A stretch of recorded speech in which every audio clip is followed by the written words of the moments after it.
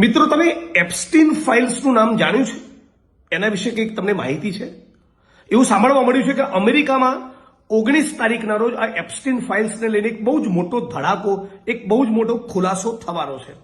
વાત એવી છે કે એપ્સ્ટીન નામનો કંઈક માણસ એ આંતરરાષ્ટ્રીય સ્તરે નેતાઓ, મોટા મોટા અધિકારીઓ અને ઉદ્યોગપતિઓ અને જેની પણ પાસે સંપત્તિ, ધન દોલત છે એવા પૈસા પાત્ર માણસોને 18 વર્ષથી નાની ઉંમરની દીકરીઓ પ્રોવાઈડ કરવાનું, હા, સેક્સ લીલા માણવા માટે 18 વર્ષથી નાની ઉંમરની નાબાલિગ દીકરીઓ પહોંચાડવાનું એક આખું ગ્લોબલ રેકેટ, એક આંતરરાષ્ટ્રીય સ્તરનું એક બહુ મોટું ષડયંત્ર પકડાયું છે.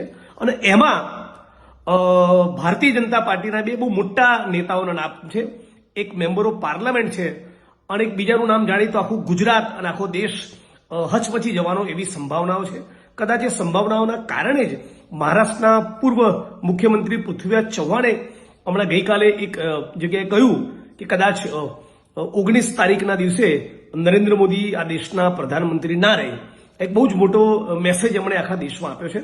પણ હું અપીલ કરું છું કે એપ્સ્ટીન ફાઇલ શું છે અને એમાં ગુજરાત અને દેશના કયા નેતાઓના નામ અને ગુજરાતના એક બહુ જ મોટા પૂંજીપતિ જે હાલ મુંબઈમાં રહે છે એમનું પણ નામ આ ચાઇલ્ડ સેક્સ અબ્યુઝમાં, ચાઇલ્ડ સેક્સના રેકેટમાં 18 વર્ષની નાની ઉંમરની દીકરીઓને શારીરિક રીતે ભોગવવાના આ ષડયંત્રમાં નામ છે.